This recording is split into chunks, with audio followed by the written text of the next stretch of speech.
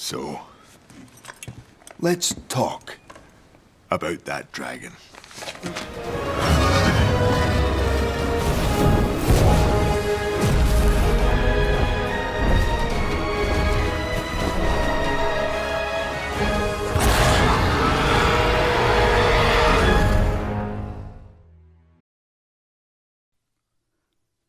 Welcome, dragons and dracoliches, to a new series I'm calling Let's Talk About Dragons. We already showed that. This is a show where we look at the different scale colors of dragons in D&D and talk about them in detail, their stats, abilities, and a few key dragon individuals. With that being said, let's begin the discussion by looking at the most famous color for dragons, the reds.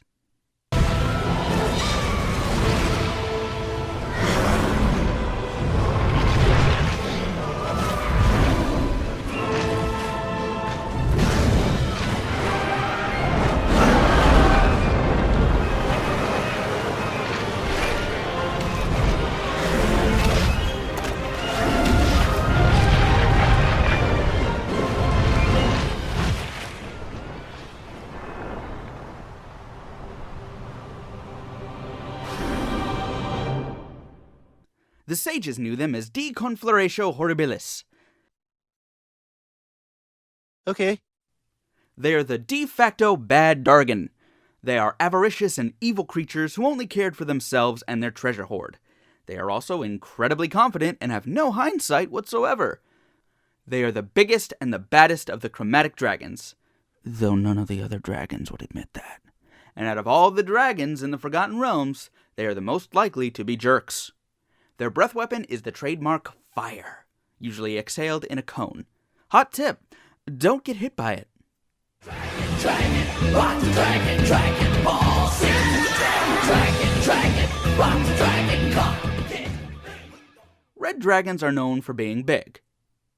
They typically have two large horns that point to their wings. They also smell like eggs. Well, sulfur. Like the other chromatics, they like to nap. A lot. They like to snooze for around 10 years at a time, and when they wake up...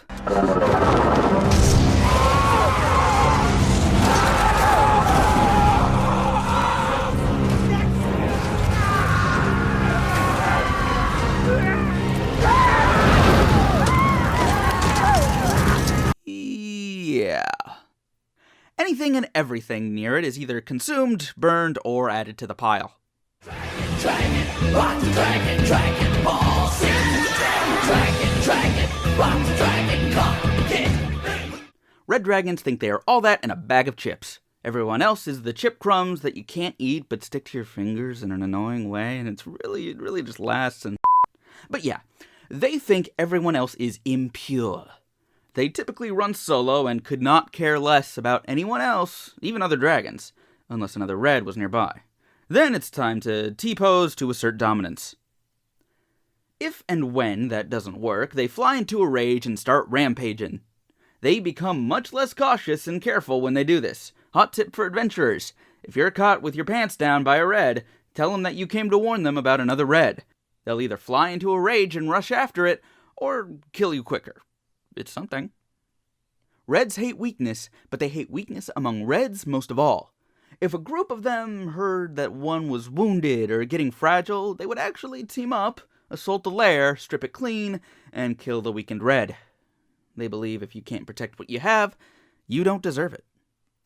The reds have a saying: to have is nothing, to keep is all. They would make terrible Buddhists. In case you haven't noticed, reds are very territorial. Sometimes they are so territorial that if another dragon invades and attacks a village in the territory, the red will fight the dragon and protect the citizens because it's their meat. Red dragons hate any authority other than their own. They refuse to ask other red dragons for help or advice, even their parents or elders. It's the same as placing themselves in another's authority, and that's no good. Dragon, rock the dragon, ball, sing. They circle strafe with fire. If you aren't doing that, you're DMing it wrong. Fire. Circle. Repeat. Everything dies. Red dragon.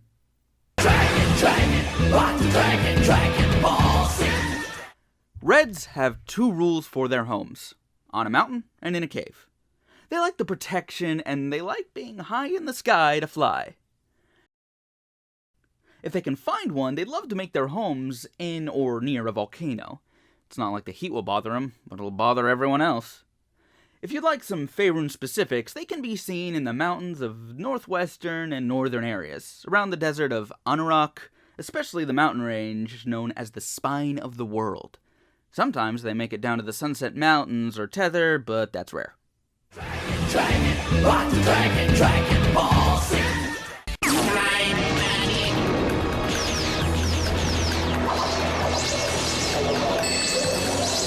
Baby dragon, transform into 1,000 dragons! No, not really. Every 100 years, a female dragon experiences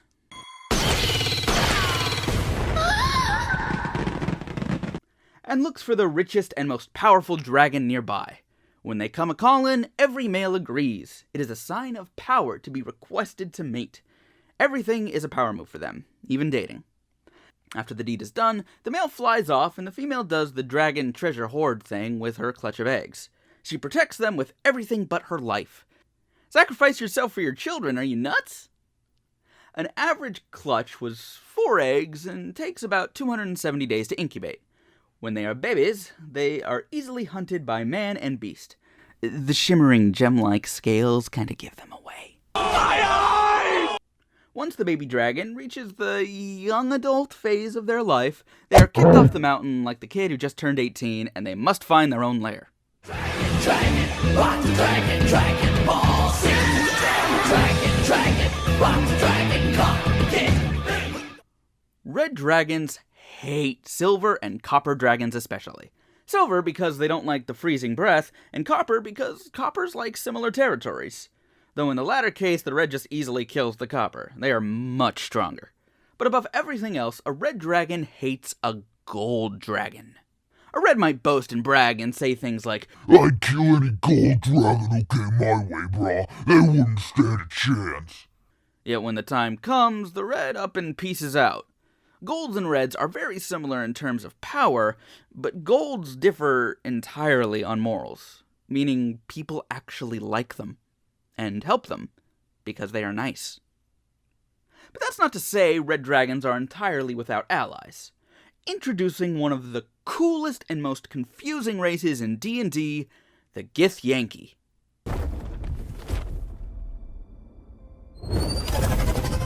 No, look up. That was your last chance, Istik. Now burn!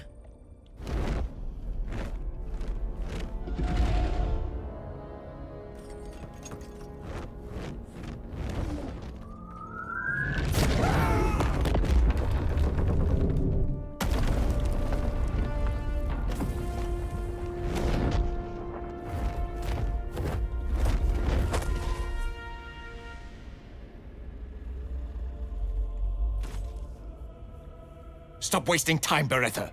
You're not here to play with the locals. Of course, Kithrak. We merely sought to... No excuses. Question, kill, then move on. Find the weapon. Our queen watches us. Fail her at your peril. These space pirate elves long ago forged a pact with Tiamat, the chromatic dragon goddess demon hydra thing, which bonded red dragons and Githyanki in a symbiotic relationship.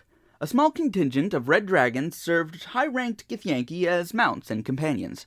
The dragons would link up with the Githyanki about when their mom kicked them out of the lair. They find the Githyanki and help them until they reach full adulthood, and keep all the wealth they found during their service. The Reds didn't particularly enjoy being in service, but they loved going on raids. Imagine being a party sailing out in the sea when all of a sudden a portal opens and an alien ship accompanied by 3 red dragon riders emerge and begin to advance. Run! Pants to be darkened. The dragons remained loyal to their riders as long as they were treated respectfully and were given first dibs in pillages. And really, if you're talking disrespect to a red dragon ally, you deserve to get ate. Not every red dragon participates in the Githyanki Alliance, but most are cool with the evil space elves regardless. Dragon, rock the dragon, dragon ball, sing the dragon, rock the dragon, come, Nicknamed after the Greek god of the forge and fire, Hephaestus Vel was a worm living in the mountains near Mirabar, where he has resided since pretty much forever. He made a living by melting ores for merchants, and charging them out the wazoo for it. Not the finest example of his species, he was lazy and kinda dumb and stupidly proud. He describes himself as Destroyer of Cockleby, devourer of 10,000 cattle, he who crushed Anglander the stupid silver. He was able to speak the common tongue, but was not very perceptive when presented with deception.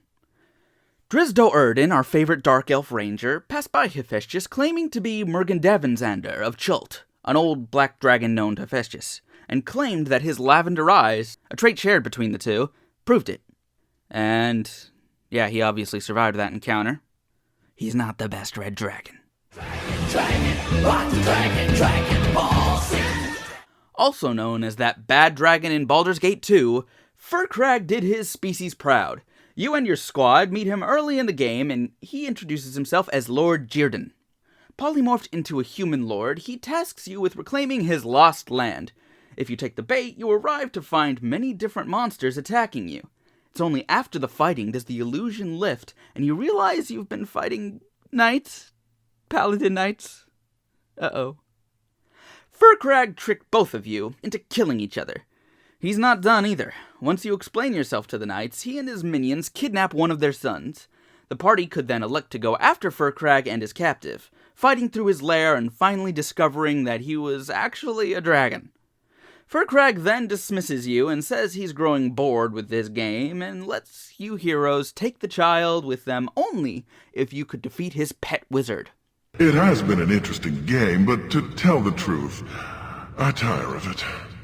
For my amusement, for my curiosity, and for my memory of transgressions long since past, all of this spurred me on, but I grew bored with you. Furkrag himself was not particularly interested in fighting, but would oblige the adventurers if they wished to attack. If you're an evil jerk, you can make a deal with him to obtain the deed to the lands from Windspear in exchange for minor magical items.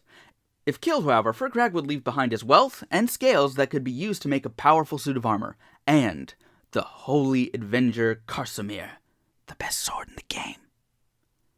And finally, Dragon, rock the dragon ball, sing. After suffering a mortal wound, Ashardalon attempted to extend his life by binding a Baylor called Amet to his chest in order to function as a second heart. Wait, Red Dragon? Archfiend? Could it be? Now I synchro summon! Bow down and tremble in terror before Tyrant Red Dragon Archfiend! Nah. However, his injuries were too extensive for the Baylor's power to keep Ashardalon alive. He then moved to a domain in the astral plane known as the Bastion of Unborn Souls and established his lair there. So he was basically distant neighbors with the Githyanki, as mentioned earlier. He was kept alive thanks to the timeless nature of the astral plane and the unusual flow of energy that permeated the Bastion. Dragon, rock the dragon ball, sing. That was 3 specific red dragons, but there are many, many more. Some need their own video, and I might cover them in future if it's requested. If you have a specific red dragon, or any dragon you'd like me to cover, comment below. Other than that, like, share, subscribe, all that stuff, and thanks for watching.